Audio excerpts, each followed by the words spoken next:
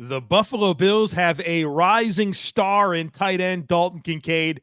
We're going to break down his impact and project him forward in addition to the entire tight end room today on Locked On Bills. You are Locked On Bills, your daily Buffalo Bills podcast. Part of the Locked On Podcast Network, your team every day.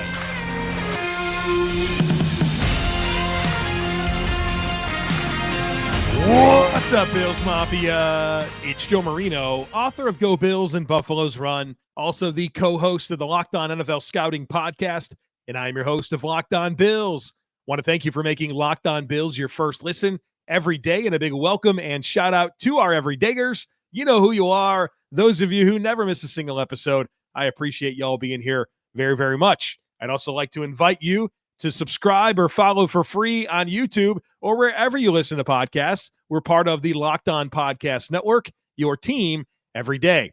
This episode is brought to you by Prize Picks, the easiest and most exciting way to play daily fantasy sports.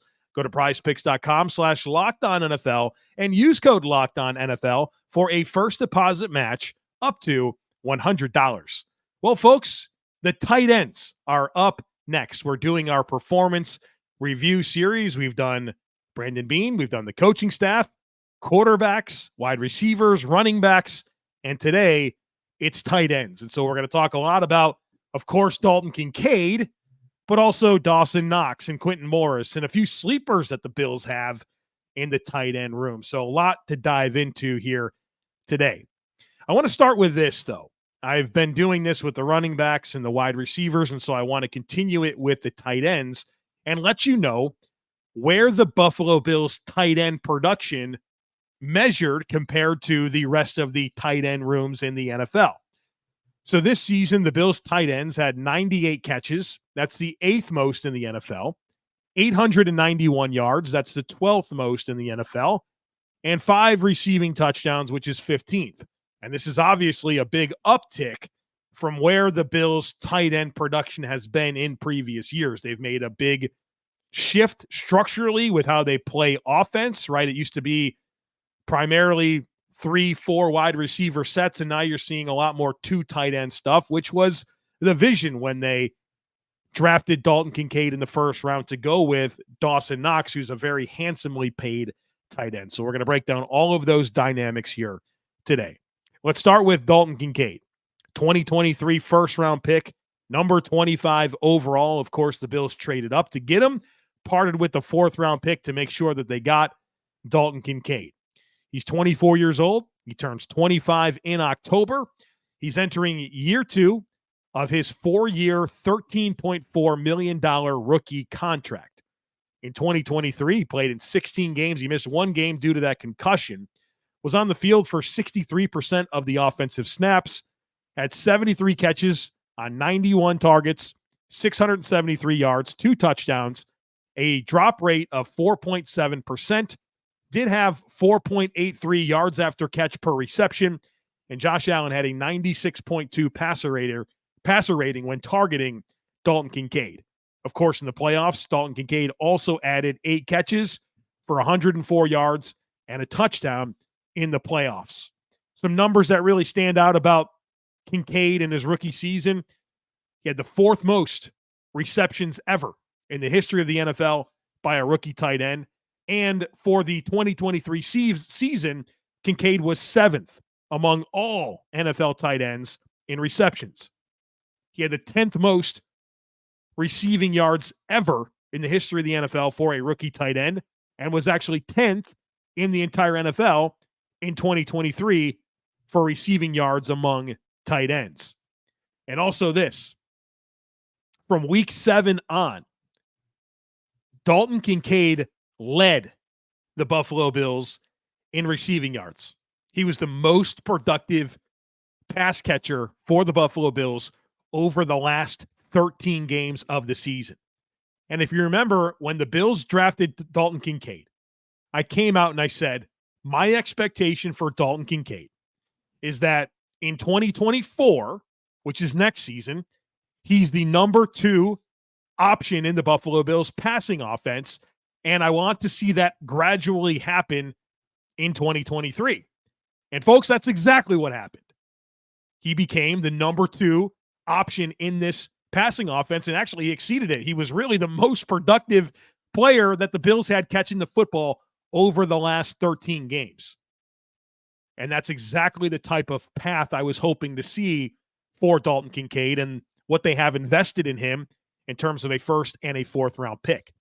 So let's talk about this 2023 review for Dalton Kincaid. And I got to tell you what, Dalton Kincaid won me over very, very quickly. You hear people talk about football players, and they say that's a guy that's fun to watch. Well, I don't think there's a greater example of a football player that's fun to watch than Dalton Kincaid. And it's not just the dynamic route running that he showcases, the elite body control, the hands, the ball skills. All of that is really, really fun to see. My favorite parts of Dalton Kincaid are really what he does when he doesn't even have the football, when he's not even being targeted. Dalton Kincaid is an elite competitor. If I had a son, and I don't have a son, and I have a 4-year-old, and I have a baby girl on the way due in April. I'm a girl dad. But if I had a son who was a football player, we'd sit down and we'd watch Dalton Kincaid play football as an example of how the game should be played. He works his tail off as a blocker. He sprints to the football on every single snap that he's on the field, which leads to some big-time blocks down the field. He always offers a hand to help the ball carrier get off the ground. I mean, he is just a total stud in every imaginable way in terms of how he plays the game and how competitive he is and how great of a teammate he is. One of my favorite plays from the entire season, it was a Josh Allen touchdown run against the Denver Broncos. And while Josh Allen was breaking the pocket, Dalton Kincaid acted like he was targeted and needed to catch the football. He pretended to catch the football, which held the defender and allowed Josh Allen to cruise into the end zone untouched. Now, even if Dalton Kincaid didn't do that, Allen was going to score, but at a minimum, he took a hit away from Josh Allen by doing that. I have never really seen that happen before. I mean, this guy is just a total joy to watch, an elite competitor, and somebody that I think is an absolute budding superstar in the NFL in every imaginable way. I love the versatility with Dalton Kincaid. Was on the field for 784 snaps this season, 31% of those as an inline tight end, 51% of them in the slot, 19% of them out wide as a true on the line of scrimmage wide receiver. And then he actually had a handful of snaps, less than 1% of his snaps came in the backfield. So this is a true do-everything offensive weapon for the Buffalo Bills. Now, as I project Kincaid into 2024, I am excited, obviously. I just raved about this guy. The rookie to sophomore season, that jump is a really important time in player development. The offseason is just so different. I talk about this a lot. But Dalton Kincaid last offseason went from, of course, playing at Utah to getting himself really healthy, right? He had a back injury, but meeting with teams, trying to do athletic testing, all the things that you do leading up into a draft. This offseason, the only thing Dalton Kincaid's got to worry about in terms of football is playing for the Buffalo Bills. And whatever the Buffalo Bills sat down and talked about, discussed with him in terms of their exit interview, in terms of, hey, this is what we want you to work on. This is how you need to take the steps to improve.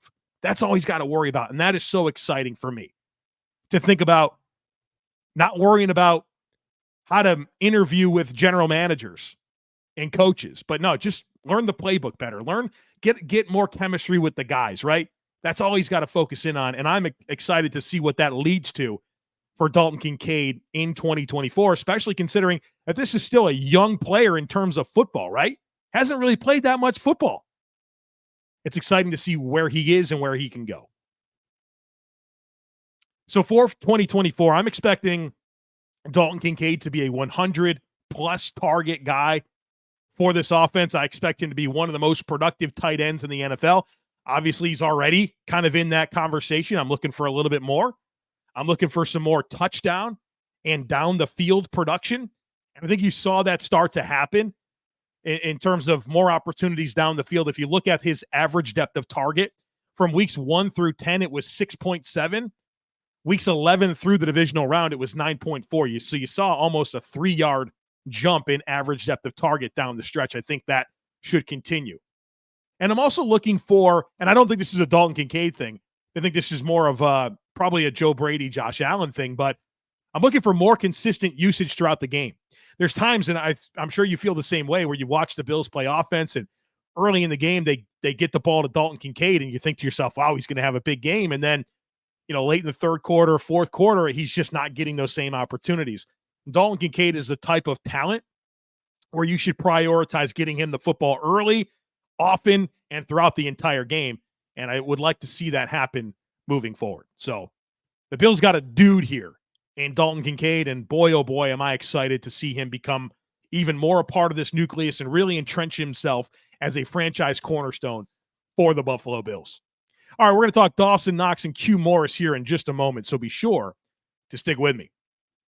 Folks, I am obsessed with DoorDash. I love it. The convenience is unmatched, right? We're all busy people. We're all trying to figure out, well, when are you going to have time to get to the grocery store? When are you going to have time to make dinner, make lunch, all those types of things? It can be challenging, right? Well, let DoorDash handle that for you. They'll bring you food from your favorite restaurants right to your front door. They'll bring you groceries.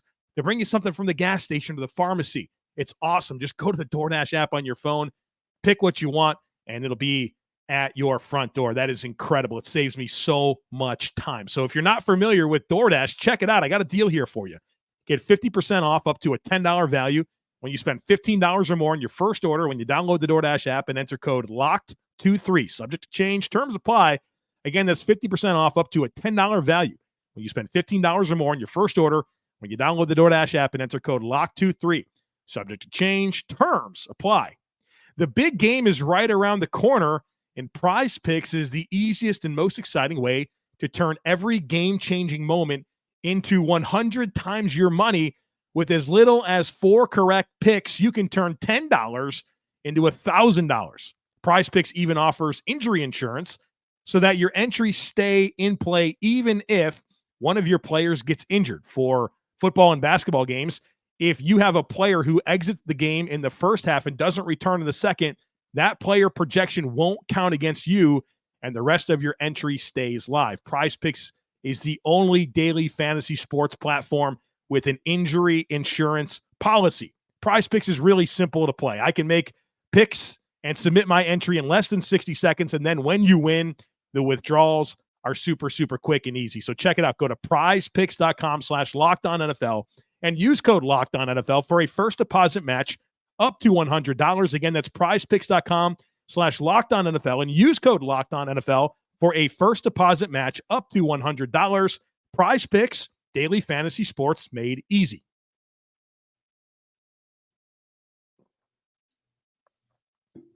All right, folks, let's talk Dawson Knox and Quintin Morris here. And I think it's a very important conversation we're going to have right now about Dawson Knox, a 2019 third-round pick, number 96 overall. He's 27 years old. He turns 28 in November, and he's entering year 2 of this really big contract, right? A year 2 of his 4-year, $52 million contract extension. And so let's talk about that deal, because I'm sure some of you are saying, well, we got to get out of this deal. We can't pay Dawson Knox $14 million a season. Well, there's some options here. I think the most logical option is to restructure him. We know that the Bills need cap space. They're $50 million over the cap right now entering the offseason. You could do a base salary restructure, and that would free up $6 million. Now, the downside to that is you stay locked in for longer to Dawson Knox when you already have a reasonable out of the contract after the 2024 season. So if you do restructure and create this cap space, you're pretty much saying yes to Dawson Knox for 2 more seasons, including 2024. And maybe you're of the mind that you just cut him. Well, that's not really going to work. If you cut Dawson Knox, you accumulate $20.3 million in dead cap, and you lose $6 million in cap space. So you're going to basically have $26 million that is literally just going to be applied to not have Dawson Knox. That makes no sense. So you either let him play as is, or you do the restructure, lock him in for 2 more seasons, and create $6 million in cap space. I'm probably in favor of that route.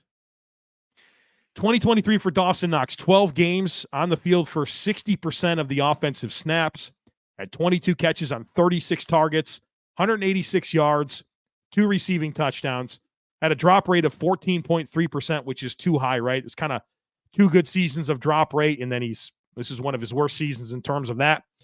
4.3 yards after catch per reception, and a passer rating of 80.9 when targeted. As for his 2023 review, the first word that comes to mind for me with Dawson Knox in 2023 is that this was an adjustment year for him.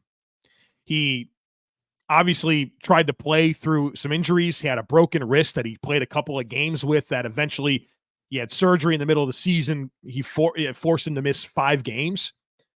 And I think 2021 and 2022 tells us a much better story about who Dawson Knox is as a football player than what we saw this year. Obviously, not only playing through some injury, but adjusting to Dalton Kincaid and his presence on the roster. And, they really structurally played offense very differently. I think that Dawson Knox's blocking was strong and that his presence on the field was important for allowing Dalton Kincaid to play more out of the slot. So Dawson Knox played 60% of his snaps in line. And for Dalton Kincaid, that enabled him to play a lot of snaps out wide and from the slot.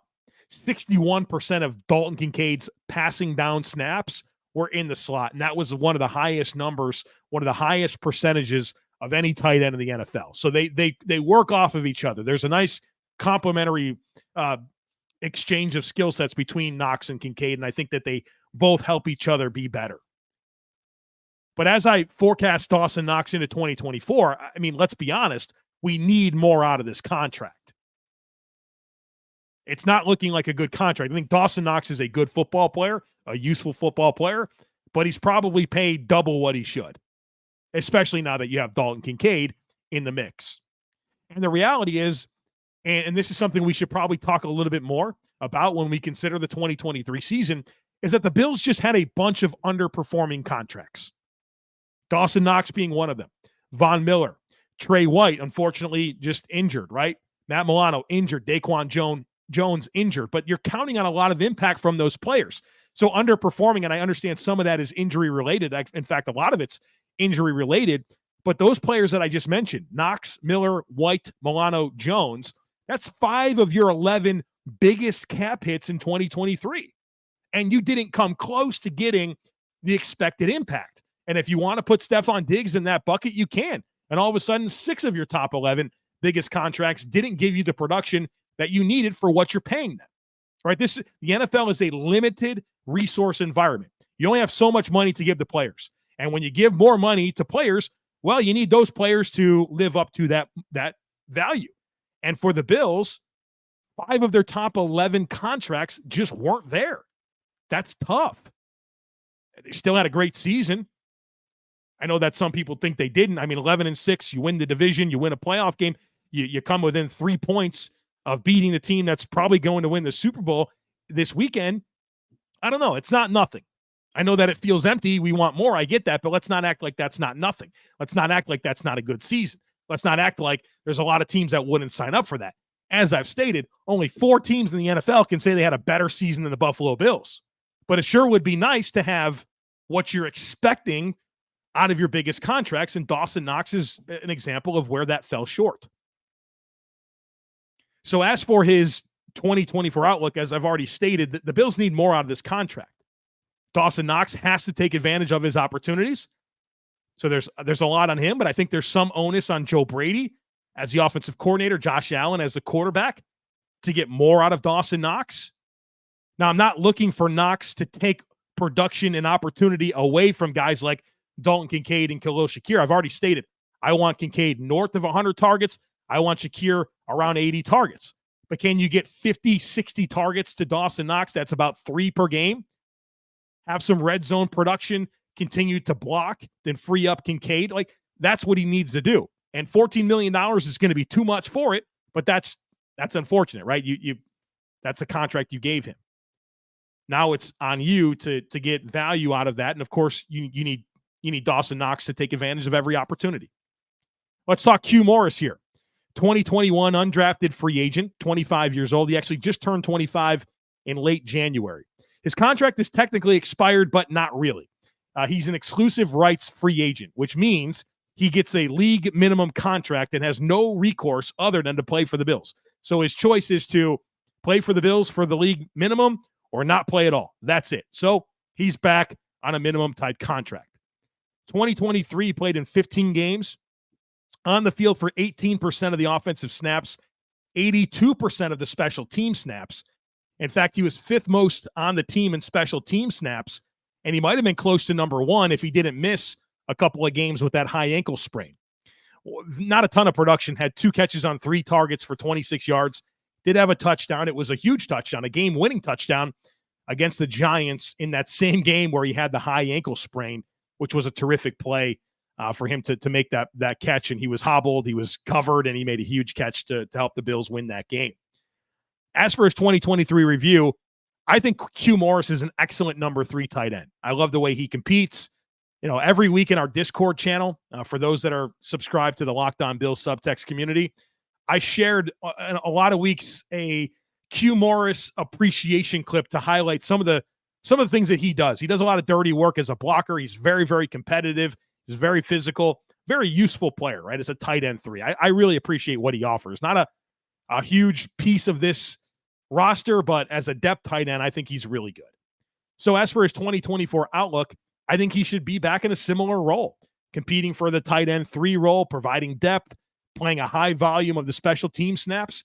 And I think you can get a lot of value out of him as a guy that's going to be back on a league minimum type contract. All right, folks, on the other side of this, we're going to talk about a couple of sleepers that the Bills have at the tight end position, futures deals, a guy that was on the practice squad, actually on injured reserve. I want to talk about them here in just a moment, so be sure to stick with me.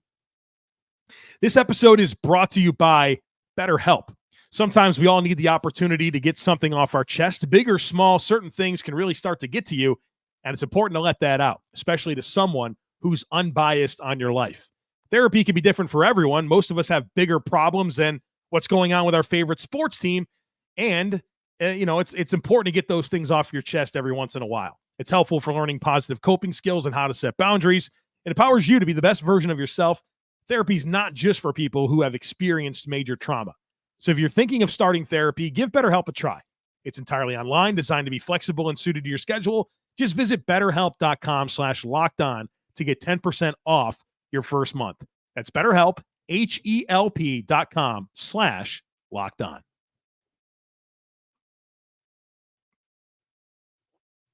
All right, folks, I promised I'd talk about a couple of sleeper tight ends here. We're going to do that. I also want to mention David Edwards.